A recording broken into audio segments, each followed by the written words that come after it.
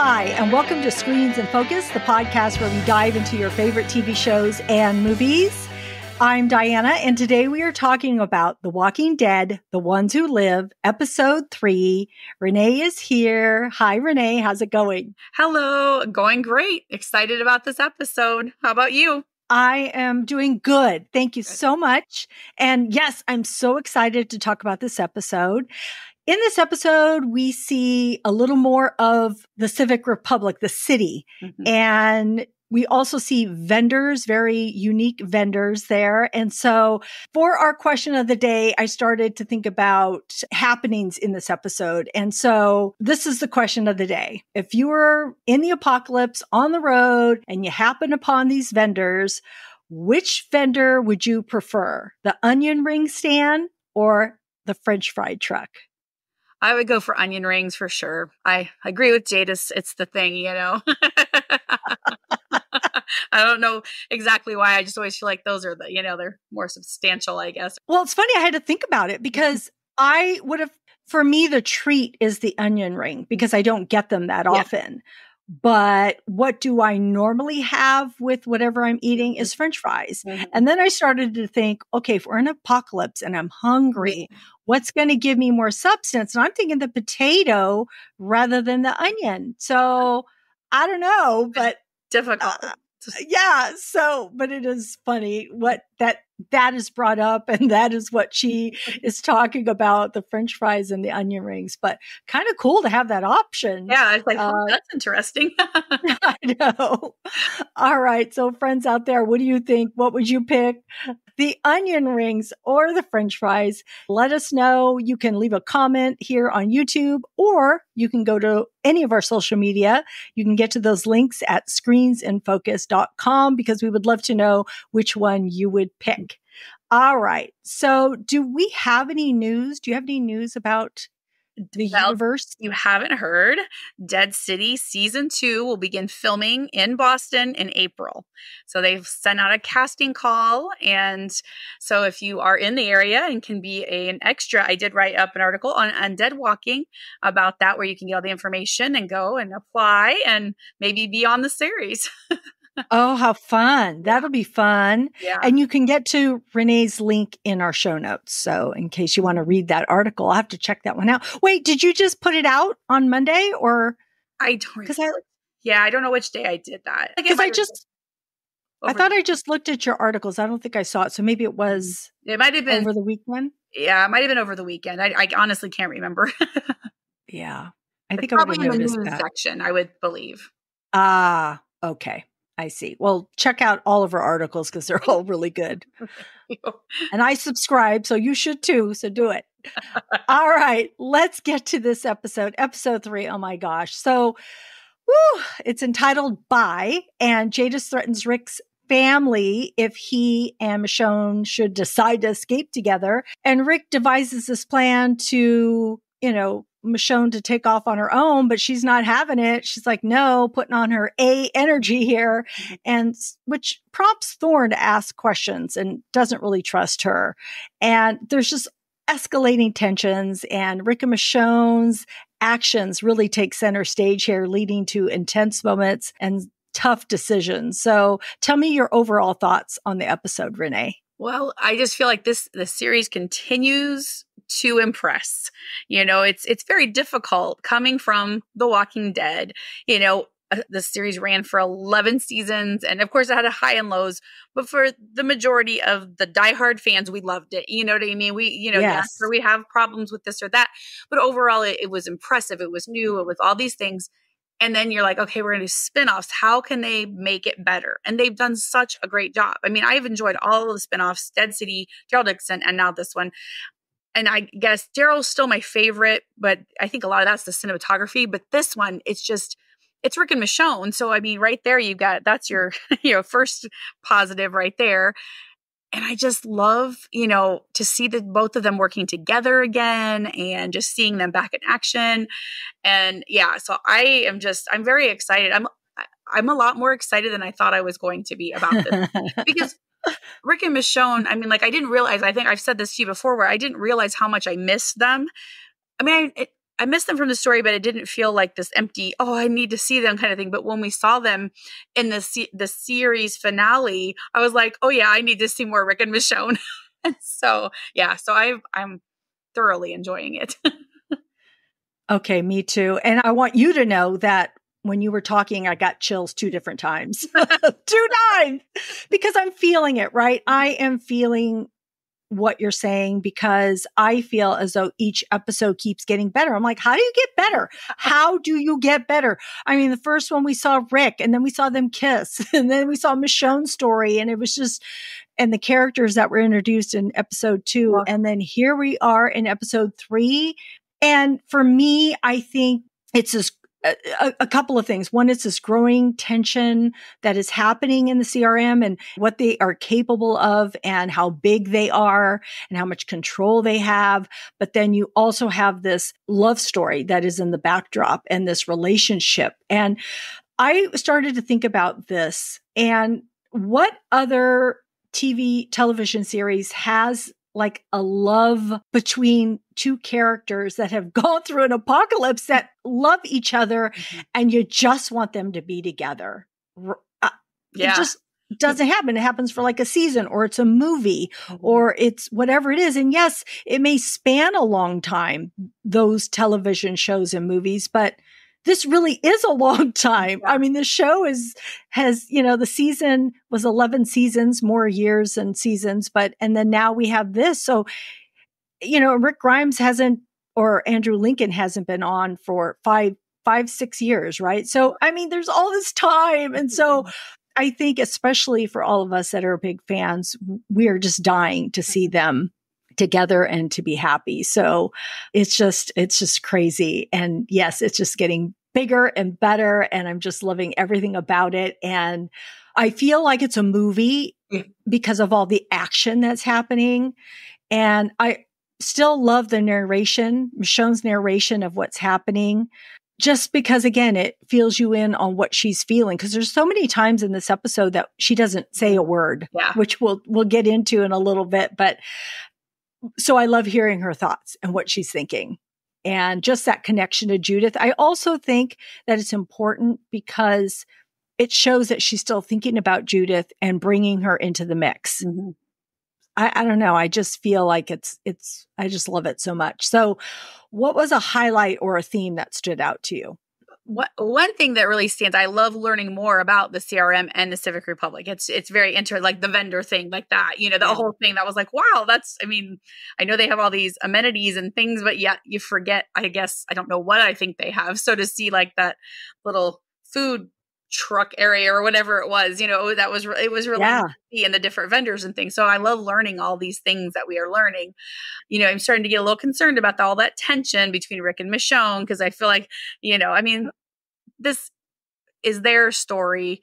I don't see them breaking up, falling out, whatever.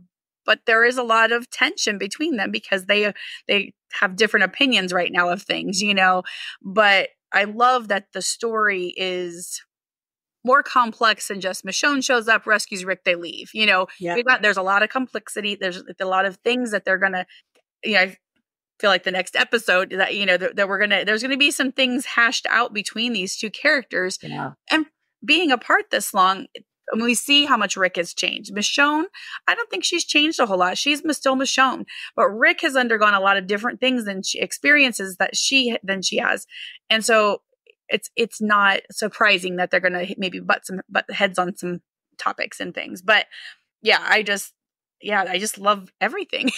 There's just so much of it to love about what's going on. Yeah. I already touched upon it. What I see as that theme is that love story between those 2, because we do see a lot of the friction that you're talking about. And I think what I'm happy about is the type of friction it is, because I was always afraid it was going to be something else, like not like another person, but it could have been, right? Yeah. Or something that you can't remedy. But I think the fact that she thinks that they can leave and he's all, no, you need to leave without me. I'm staying here. And that friction, I feel like, they can get through this somehow. They can get through this. They can work this out. It's not a deal breaker, right? But at the same time, it's very important And I think Jadis, we're going to get into this. I keep trying to get ahead of myself, but with Jadis's threat to Rick, that's why he is so afraid, because he knows what the CRM is capable of. And so he is just so fearful that they will attack his family and his friends and, his extended family, because that's happened to him so many times, just like it happened with Negan and with so many other people. It's like he has lost people and he has felt that burden. So he doesn't want to be put in that place again. And he's lost Carl. He doesn't want to lose another child. And he's thinking Judith is there. I don't want them to do anything with Judith. So I think it was really key bringing Jadis into this mix. Also, the highlight, what you mentioned, is that the CRM building and what they are capable of, and just learning more about them, about their military and about the meetings that are coming up, and just Beale and how he talks, and also the scenery that we see, right? Everything that we see, I feel like we just keep seeing more and more and more. And also the city, the introduction of the city and the people. And it felt like you were just out at a, like a marketplace, like, just walking, buying flowers, whatever it is, just the streets of any city. So it's just kind of crazy how it seems so normal in there. And I keep thinking, why are there not walkers around? Because people just die. People have heart attacks. Yeah. People die in their sleep. I mean, I know that's not what it's about, but that does pop up in my brain. It's like, I understand. Yeah. But the military is not, because they're not allowed in there. They're not allowed to do anything. So who's policing that? So it is, makes you question. Cause like you said, they're not dying like they are on the outside, but people die of causes or, whatever. Yes. So exactly. I don't know if we'll maybe get some insight into that. Would be interesting. Yeah. All right. So I've talked about Jadis, and so I want to kind of jump into the relationships that everyone has, but I do want to get your take on, Jadis throughout this, Jadis and Rick and the other character interactions. But if we could start with Jadis, that would be great. I love I'm glad Jadis is back into the fold of the story. Of course she was going to be. And when we knew that with the World Beyond and everything, where her new position, but I love like how she's just so casual with Rick, and, like when she's in his room, and I loved it when he said, she's like, "You're thinking about killing me." And he says, "I won't, not today." And I'm like, oh, that's Negan. That's what he told Negan that whole time, and so it kind of makes you wonder, so that's some kind of foreshadow, but he didn't follow through with Negan. So what will happen with Jadis, Anyway, that, is a very different dynamic between those characters. But I really enjoyed that flashback to see her explaining to Rick what happened, that they approached, or however they got together for her to start trading people for resources. So I loved, we all knew that part, but Rick didn't know that yet. He didn't know all that. So I loved seeing that, and just how she she continued in that conversation to, "I saved your life. I know." And he's like, "You brought me somewhere I can't leave." But she keeps trying to hit home that I saved you. But Rick's not seeing it that way. He's seeing, as you put me here now, I can't be with my people. So but I loved seeing that flashback to see that Rick did get informed of all that information, that he does have all the details of that. And I also thought it was really cool how Jadis, what she said about them being together. Yeah, I wasn't worried about you trying to escape because I knew you couldn't do it. Yeah. But the two of you together, now I know you can do anything, which we all know, but it's, so that was really cool. So I loved all that. And then like Thorne, I feel like she could go either way. You know what I mean? Like, I feel like she could, now she's got this inside with Echelon. Is that where I would Echelon briefing? She's become privy to a lot of stuff, which I imagine, I guess I can't imagine what all it would be, because they're so ruthless and there's so many things. So it'll be interesting to see, does she get all this information and continues her loyalty, or will she turn the other way and I don't know, incite a revolt or something? Yeah, I feel like she could go either way. And I love seeing Michonne, she's not really doing a good job of concealing her talents. she's not. Like the automatic reflex with her to protect Yes. whoever it is, she's going to protect them. And we talked about how she doesn't leave people behind. She does all those things. So it's very difficult for her to like conceal that. I'm really enjoying seeing her just being her true self and not, she doesn't have all the inside information that Rick does about the CRM. So it doesn't make her as cautious as he is, which could be an issue down the road, but it's still fun to see her in her element. It is. It is. So Jadis's hair in the beginning was kind of cool, right? That was the best hair that she had. I'm thinking, oh yeah, that looks normal. But walking around. Yeah. I had to revert to something else. I don't know either. I guess she wanted it short because she was in the military and didn't want to have to put her hair up. I don't know. Yeah. Yeah. So that interaction was great because you're right. It filled us in on what has happened, what it all meant, why she did it.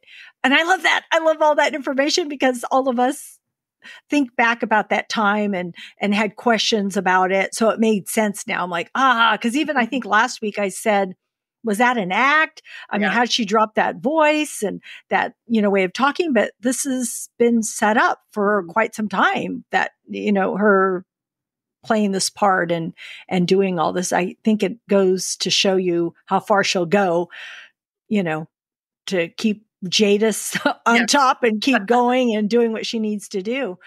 So yeah, I appreciated that, learning so much more about that. And I kept thinking to myself, Jadis is really good. Mm-hmm. Polly, what's her name? Polly McIntosh? Is it Pollyanna?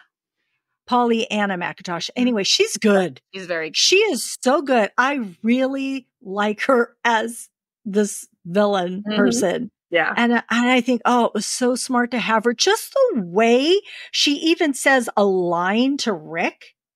She'll be all like, oh, or yeah, or whatever. She'll just say one word and she's got all this meaning behind it, which is which I can see why Rick wants to kill her. Right. Yeah. I love how he just tells her that he wants to. Yeah. I almost think that she doesn't have that information over him. I feel like she's using it so he won't kill her, but I don't know, something about it. I don't feel like I'm not saying that she doesn't, but I'm curious to know if she really does have the information somewhere tucked away. I think what it is just where he's from and all that stuff. I mean, I think that's the information so that they, because she's talking about that group will go in, the reclamation group will go in and just destroy everybody. So I feel like, but do you think she really has it ready? Like if she dies, that somebody's going to find the book. I'm thinking that she may not have it set up that way. Yeah. Yeah. I don't know. Yeah. It's hard to say because I don't know. She always does whatever is best for Jadis, always. Yeah. And so it's hard to say. But why? It's true. Why would you tell Rick that? You know what I mean? Like, because you don't want him to kill you. I mean, why would you tell Rick where it's at? Because then Rick, being Rick, is going to go look for it and find it and destroy it. And then now he's going to kill you. That's my thought. I was like, why would you tell him all that, And yeah. And I had this weird thought. So I still feel, is there still some other deal that we don't know? Because she keeps talking about this deal that they have. And so it's like, what is Did she say it again? Yeah. She said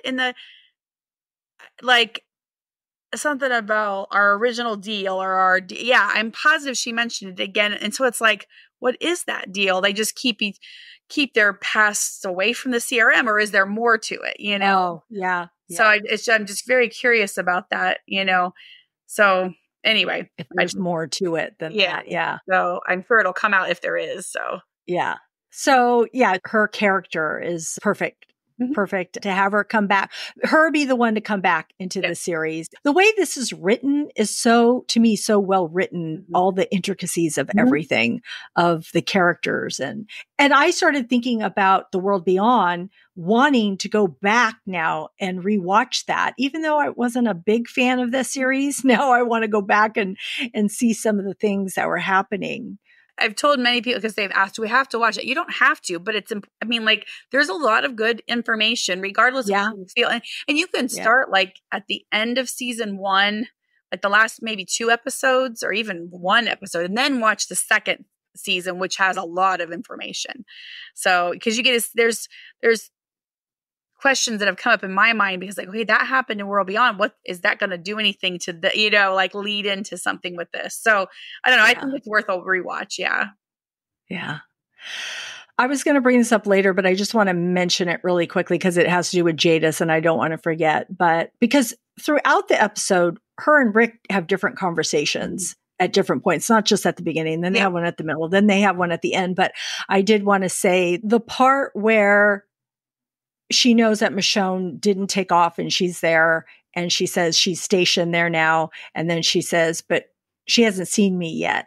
And then she goes, oh, there she goes. She sees me now. I'm like, oh my God, Jadis, you're so bad. You're so bad. Yeah. But so, very clever. Yeah. So good.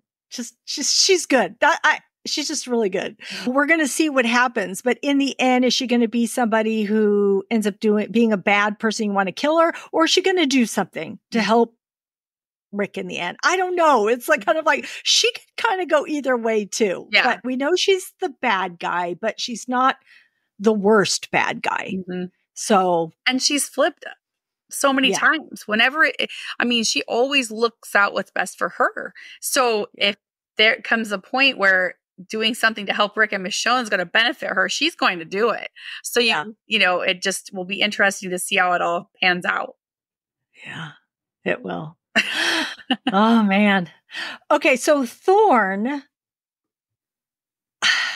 I'm not sure how I feel about Thorne because I wasn't really even sure how I felt about her earlier on. Yeah, I remember. And this episode, I still can't understand her, and I'm serious. And my family can't really understand her either. I have to keep rewinding to hear. Also, she's saying words that are not common or that I'm not used to. I'm not sure what she's talking about. Also, I think she was talking about Michonne's last name and she kept saying it, but I'm like, what is she saying? But I didn't know what her last name was. But even so, I couldn't even tell she was saying a last name.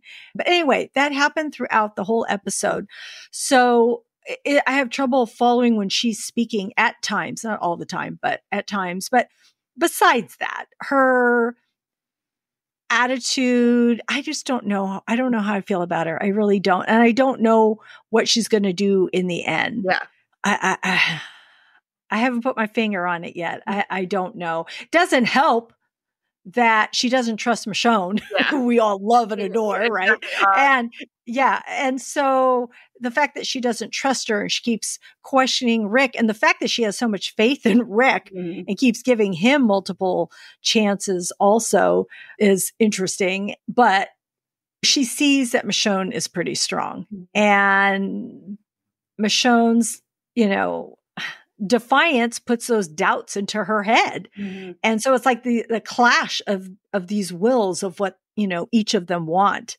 And then when she had Michonne in her line of fire, or let me back up one more, when she was asking Michonne those questions, which I was a little bit unclear of what she was actually trying to say to her. And then she went around her back and she was going to grab her knife. And then Rick is like, holy shit, and he starts to grab his gun because he's like, I'm going to shoot you. Yeah. But then she doesn't, because Michonne answers, I guess, how she wants her to answer, although I can't imagine her answering any other way. I don't know. Do you have any clarity on what they were actually talking about? So I think this was what like I said, I only got to watch it once, and I generally watch it more than once before we do this. But I thought that she brought her aside to see how she would answer the questions if the others were asked. Like, he knows there's more. I don't know exactly. I couldn't remember what all Rick told her about Michonne, just that that protected him or something. And so I felt like she knows she's an A, obviously. I think she even said that. So in order to keep her there, I think she's putting a lot of trust in Rick because of Okafor. Okafor and her had a special bond. So she's trusting his instincts with Rick. So I think that's where that part comes in. So she's going to try to trust Rick with Michonne, but she's just walking like carefully.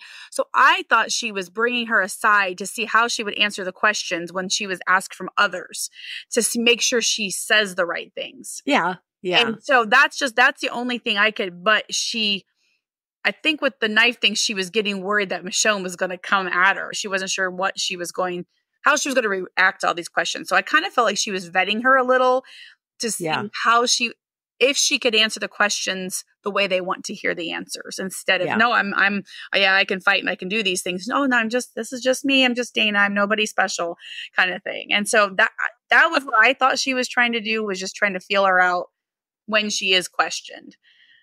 Yeah. But well, I understood that part of it, but then at the tail end, she asked her something that wasn't, to me, clear cut. I think that's my confusion. Okay. But now I can't even tell you what she asked her because it didn't make sense to me. Because I thought, what exactly is she saying to her? But Michonne answered, yeah. She says, will you? I don't know. And I hate that I don't know the exact question that she asked her. But you're right about, I think, the knife, and seeing she was going off of Michonne's reaction, because she's thinking, oh, if you react a certain way, then, you know, it may not be how we want you to be. And so we're going to get off you. And it's a good thing she didn't, because otherwise, you know, Thorne would not be here either. Because, well, and it's funny how Rick covered it up too, because she says, oh, you had to pull. Yes, exactly. Well, you had to pull your weapon too. Yeah, I was backing you up. I liked it. I like that. That was good. You're good. You're quick on your feet. I like it. But I do want to bring up about Michonne that it is so hard for her to cover who she is. And even though she should for her benefit. Yeah. It's like killing her. She cannot do it. She just cannot be fake. She can lie about her name. That's not a problem, but it's about like her core being of who she is. Mm-hmm. It's just too hard for her. Like when she's killing those walkers, you know, and she's going to beat Rick's count up there on the wall. You know, that new person, Cleo, I think her name is Cleo, was watching her and can tell also that she's really good at what she does and being a survivor and everything else. So it was kind of nice to see another new person sort of introduced too. But yeah, Michonne's just having trouble disguising who she really is. And then that part where they go get that, I forget what it's called. The RDIM or that. Yeah. Yeah, that thing. And Thorne can't push it. Mm-hmm. And then Michonne's like, well, I could push it. Yeah. I'm going to do it. And of course she starts doing it. She tells her, stand down. And she's like, oh, no, I'm just doing this. And of course, then Rick comes and helps her. And I'm like, oh man, I love it. Reminded me of the cars with the clothesline and the walkers. It's nothing the same, but it's the fact that they're working together, right? Mm-hmm. It just reminded me of that. But yeah, so Michonne just cannot be a victim, and she just struggles to act like one, and she just has to be her true, authentic self, and she just can't show she's weak. It's just hard for her. Yeah. All right. So all of this happens, and Thorne tells Rick, get her out of here. I don't want to see her. And, you know, you're going to do all my grunt work, basically, because you didn't follow orders either. And then they find themselves on this helicopter. So tell me what you thought of this part. I was like, okay, what is happening? It was really crazy to see it because, you know, okay, this is their show. They're not going to die, but what the heck is happening? And Denai actually confirmed that they actually do jump into water, that the scene was written for them to jump in the water, but because of budget and things that didn't get shown. So maybe that'll be told in the beginning, or I don't know, somehow we'll figure that out or whatever. But so at least that made you feel like, okay, you know, you're not going to die. And I just want to know like how well she played, because she thinks before she does things and stuff like that. But this seemed very spur of the moment, like, okay, we're going to do this, you know? And so, it was just crazy.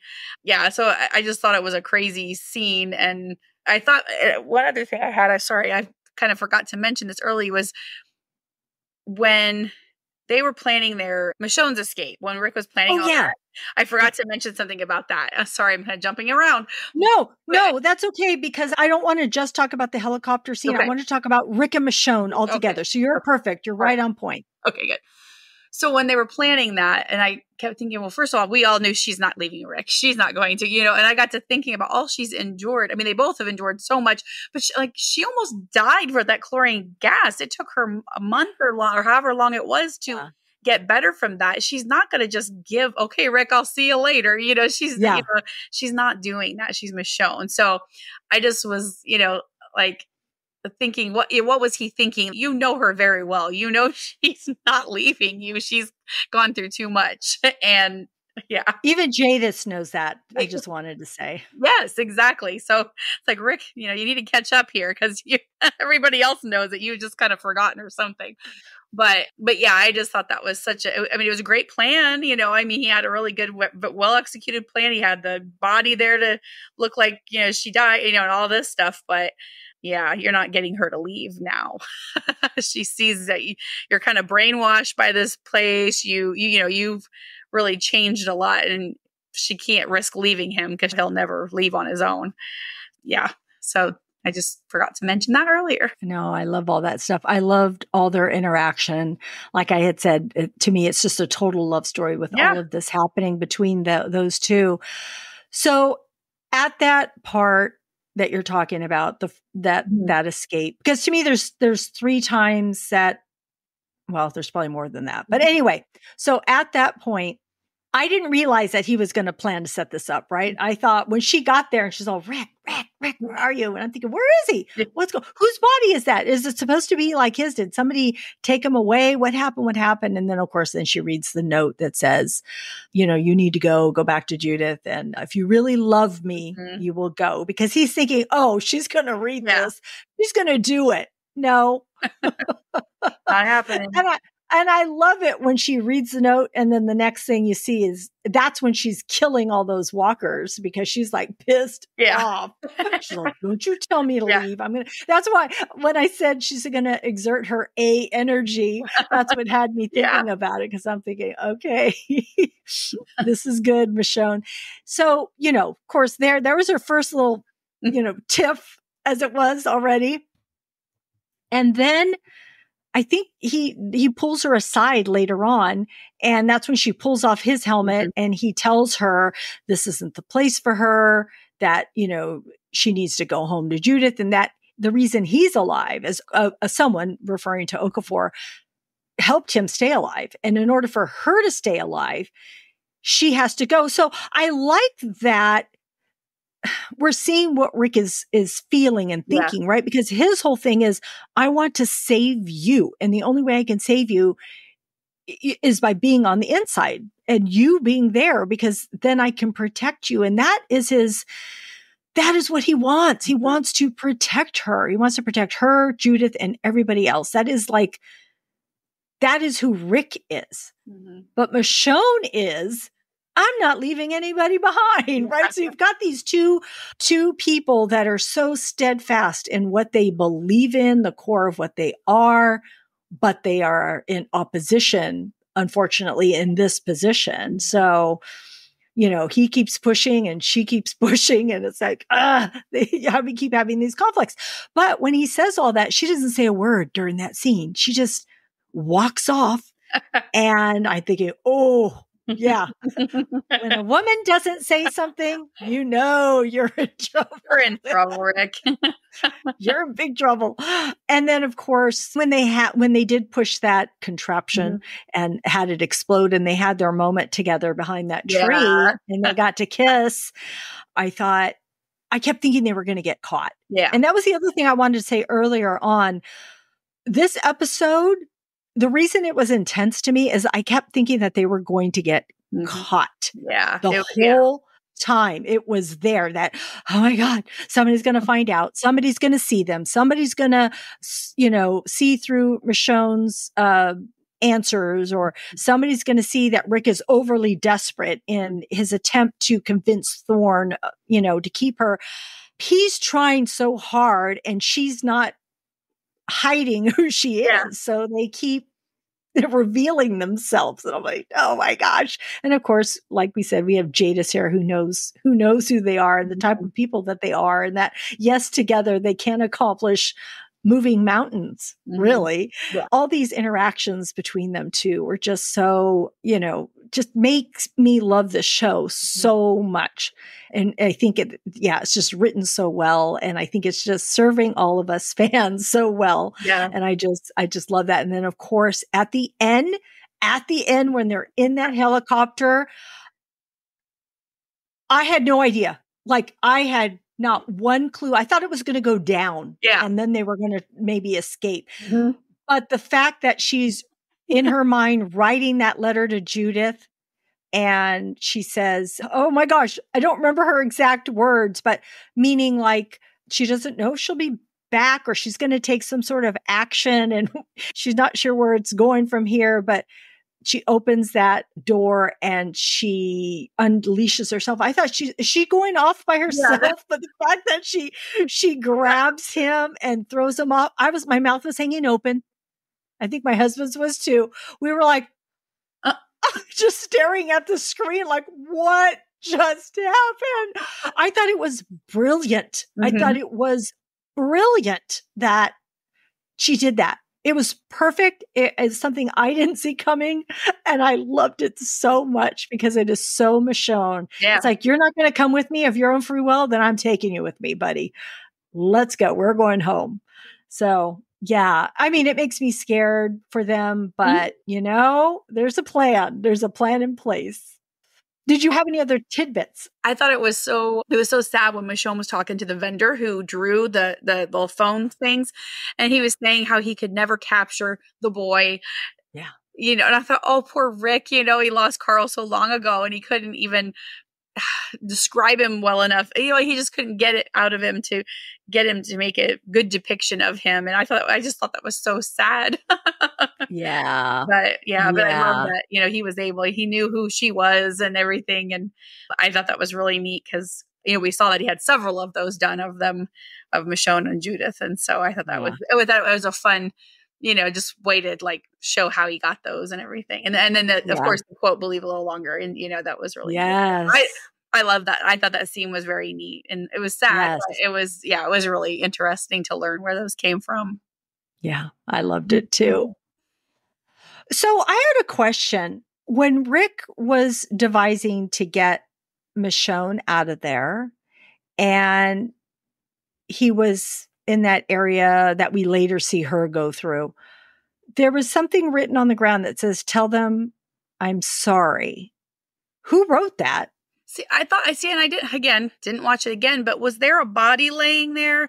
I wondered if somebody like committed suicide or something. Oh, maybe. I don't know for sure. There was like something laying there and I thought, oh geez, I wonder if it was someone who, committed suicide or something like that. But again, I didn't go back to, I didn't have time to go back and look at that. So we'll have to, look back at that. Well, that would at least make sense. That's something. Cause I'm like, who wrote that? Yeah. And I tried to rewind it, but unfortunately, I wasn't looking at I was looking at the words. Right. 3 times I kept going back for it. I'm like, tell them I'm sorry. Tell them I'm sorry. Tell who? I'm thinking did somebody come before? Did Okafor? No, it couldn't have been Okafor. Was it Rick? Couldn't have been Rick because he's right there reading it. Was it Michonne? No, she comes later. So I couldn't figure it out, but that would make total sense if it was somebody else, because I think it was trying to probably show you that was a really dangerous place to be because we see all those walkers and we see that walker coming through the turnstile. Yes. Yes. And he's all smashed through. I'm like, that was a good walker scene. Yeah, it was. Yeah. And then it was following Michonne, and I was worried about that part. I thought, oh my gosh, this is going to come get her, but it didn't even show it again after that. And then I thought the music was really good. Just the regular music in the background is really well done. It really added to the intensity of the whole scene. And also the landscape of everything. I feel like we saw a lot of the facilities and how much they had, and also even the mountain ranges when they were in the helicopter. Also, when you were talking about Rick, when he was making the plan and he pulled out everything he had around in his room, and just everything that he has at his disposal, even the key, giving a key to Michonne, that the fact that he has that has the ability to have that key to give to her. Mm-hmm. Yeah. So that's why I was saying earlier, it felt like a movie because we just have all these pieces that we, didn't get before or didn't have the capacity to see this much information. And also with Beale near the beginning, giving that speech about Okafor and kind of giving us more information about how he made that choice, right? Because remember how I was wondering, like, did he just kill his wife, And I guess he did because he said, he had his wife and his life, but he gave that up. So because he was saving more people this way. So still a tough thing to do, but so just all of this information. Yeah. These were all the little things that I thought were really kind of cool. Did you have anything else you wanted to share before we move on to okay. We are going to move on to, and the award goes to. So tell me, Renee, there was so much. I know. What was your favorite quote, character, or moment? I'd have to say with Rick and Michonne pushing the RDIM or whatever out together, it was just so good to see them working together, even though they've got a lot of different opinions right now about things. It was just good to see, like you said, you just keep seeing, even though that wasn't really a lovey thing, it's just that connection between the two of them, that they always, they work together, they do these great things together. And so it was just very reminiscent of The Walking Dead. And so I just loved that scene and just seeing them together, and doing that. And then of course their kiss afterwards, and all that, where it did become the love story part, so I just love that. I did too. Wait, I want to bring up one thing, which was, I don't know if we actually talked about it. Did we? About the haircut when Rick tells her. Oh, shoot. We forgot. Yeah. We talked about it, but not that he told her. Yeah. Cause he's like, you're a hero, but you got a shit haircut. And I thought that was the best line. Hilarious. Yes, we did forget that one, didn't we? Yeah. That was out. It brought humor. I laughed out loud both times that I saw that because we all talk about her haircut. Always. And the fact that they put it in there, it was perfect. And Rick's delivery was spot on, right? It was so good. It's like there's a part where I'm getting off backtracking here. There's a part where she makes a suggestion toward him and he kind of is like, no, back off. And I'm like, oh, I'm so glad because I told you I was worried last week about how close they were face to face together and what that meant. So I like that he was, Well, and it's funny you bring that up because that's when I was talking about the deal. I was like, wonder what their deal is, is she, visiting him and poor Rick. Well, but the way he reacts, he's like not liking it if he is. He's like, she's threatening him, I mean, who knows? And she's always been that way. Like, she's in The Walking Dead. She's already hitting on him then. So yes, exactly. All right. So to share with you my favorite moment, you just talked about it just a few minutes ago. It is when Michonne goes to that vendor, that particular whole scene, but actually the part where she asks, where he says about Carl. So you said it when you were saying it. I'm like, no, that's my favorite part because I love that with Michonne talking about Judith so much, writing her, and then that they include Carl. I just really feel like they're like bringing that family, right? That family just tighter and tighter. And I just love when people at least mention people. And that's all sometimes for me. That's all you have to do is just say their name, bring them up. So we know that as a person, that's how you would feel. You're thinking about them all the time. You may not bring them up to other people, but people that are in your past, people that you love, people that are gone, they're always with you. You always carry them with you.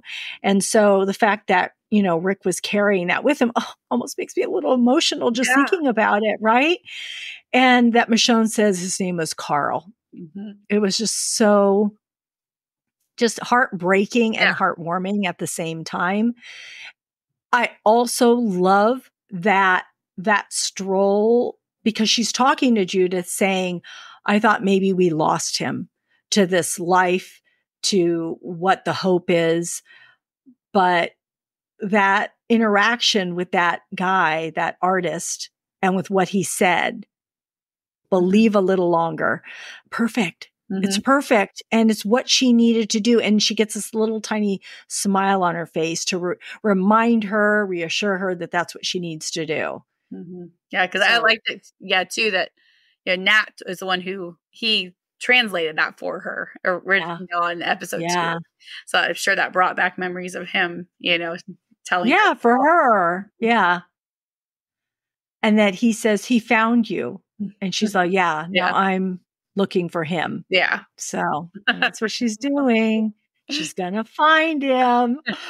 So that leads into, what are you hoping for in the next episode? And do you have any thoughts or predictions of what this that episode Denai wrote? So I know everyone's excited to see this because of that alone.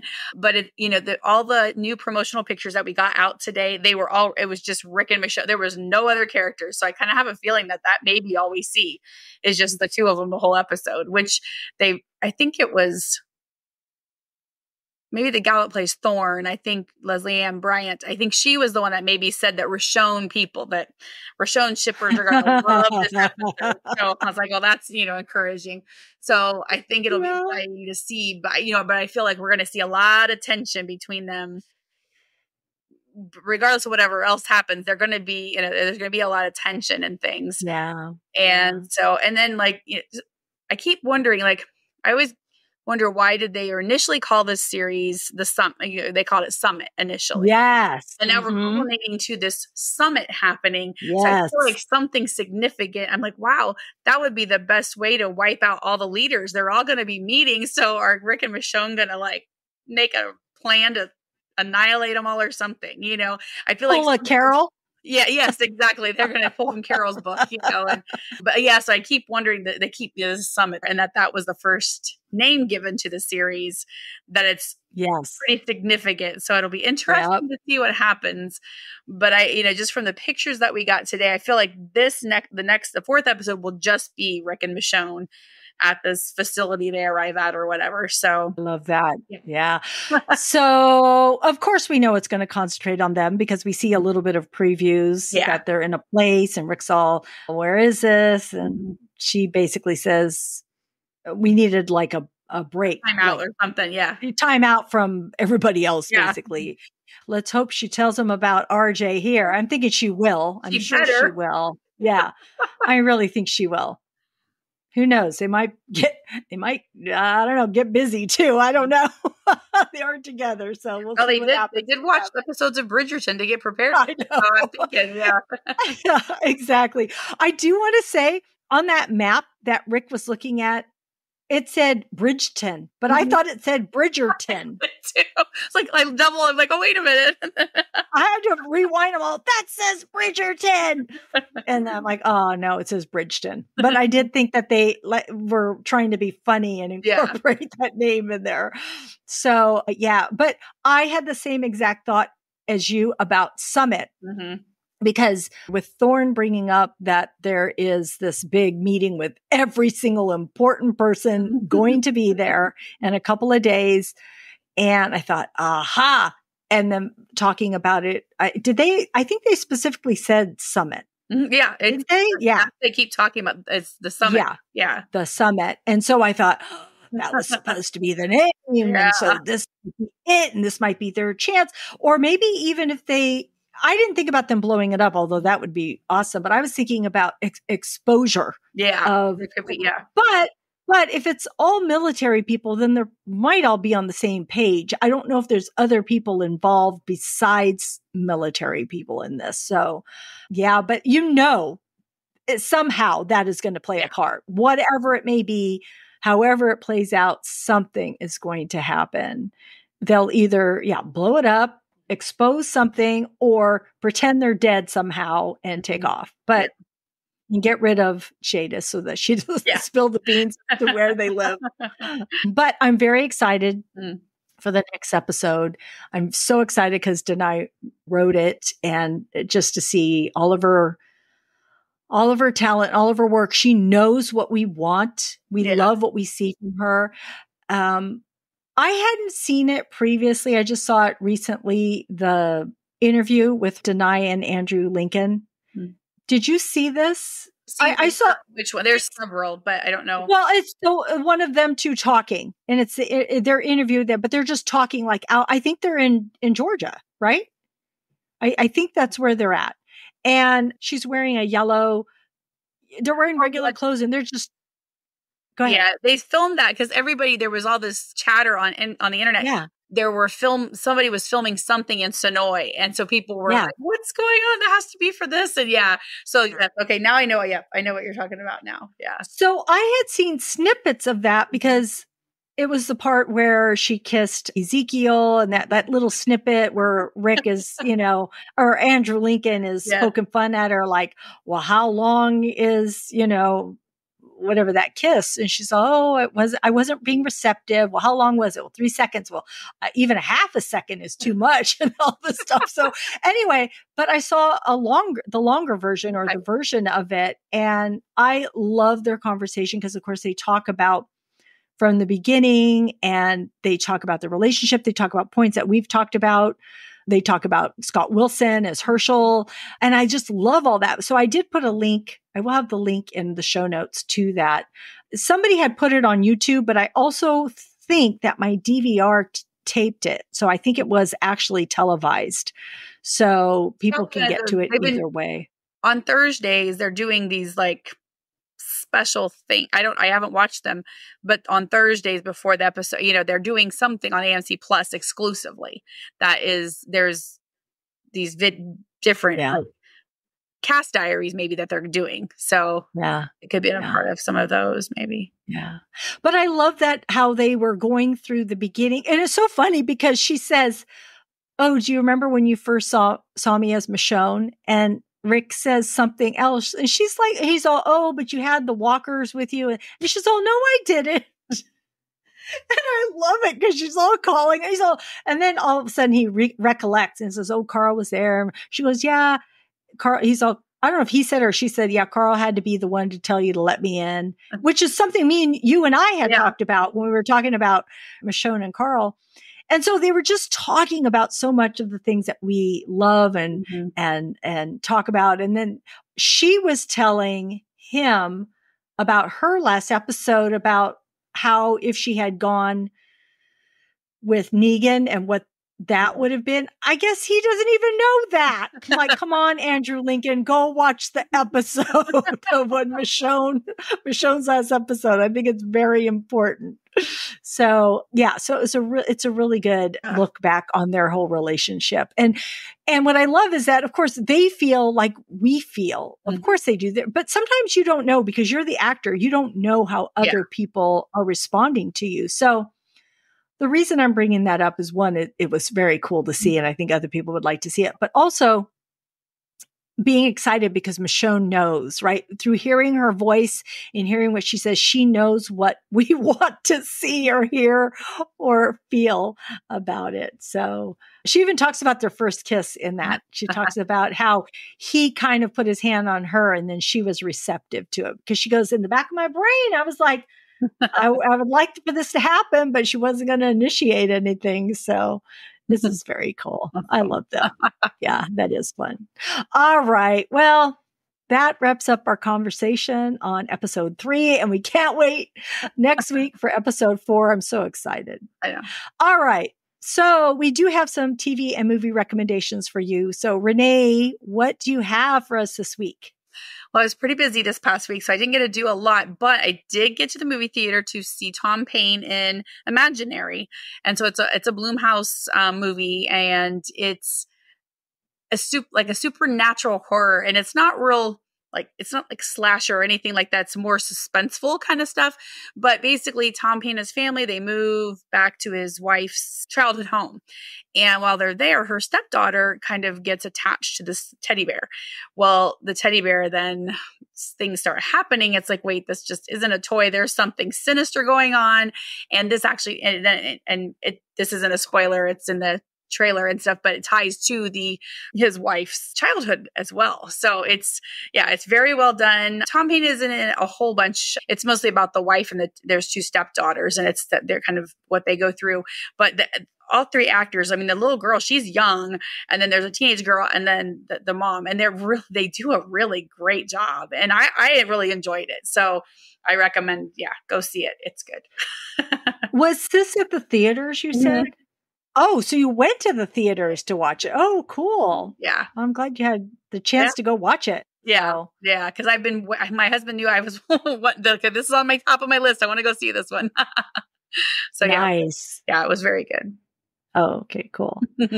So I only have one TV show because, I watch a lot of reality TV shows, and this is one too, but it's So You Think You Can Dance. It's a heartwarming show about dance. And if you've never seen it, it's been on for like 18 seasons, but this season is very different judges, different format, but the heart of it is dancing. And you may think, okay, whatever, dancing, but no, these people put their heart and soul on that dance floor. And through that music, it is just amazing. And to hear the stories, it's a very uplifting show because you don't have people, a lot of reality shows, people are out to be the best that they can be or outwit somebody or vote someone off or whatever it might be, or be the one selected. No, this one is always about encouraging the other person to be the best dancer that they can be. And it's a show that I've always loved, and it's back on. There's been 2 episodes. It's really good. So I would say check that out. Now for movies, I saw Poor Things because it finally came out on Hulu on last Thursday. This is bizarre. Have you seen this? Just Renee? the trailer. And I'm like, bizarre is exactly the thought I had. So it's bizarre because, and I'm not giving that much away, but Emma Stone portrays a woman's body with a baby brain. Okay. So think of like young Frankenstein when they put the brain, inside Frankenstein and the way he acted. Anyway, so she's going through stages of growing up, but a lot of this movie is also kind of like a coming of age and having no shame and having no filter.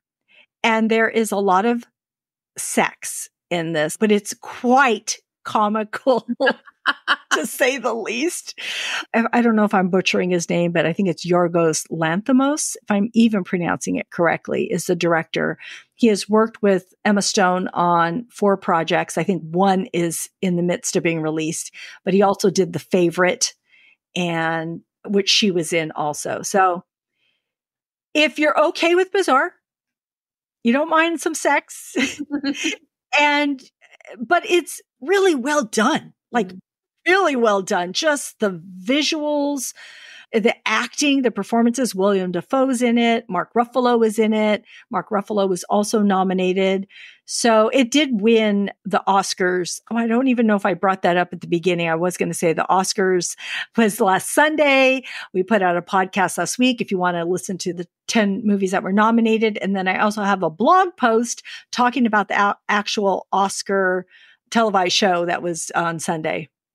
I have a blog post, so you can go to Screens in Focus and get to both of those things, either the podcast or the blog post.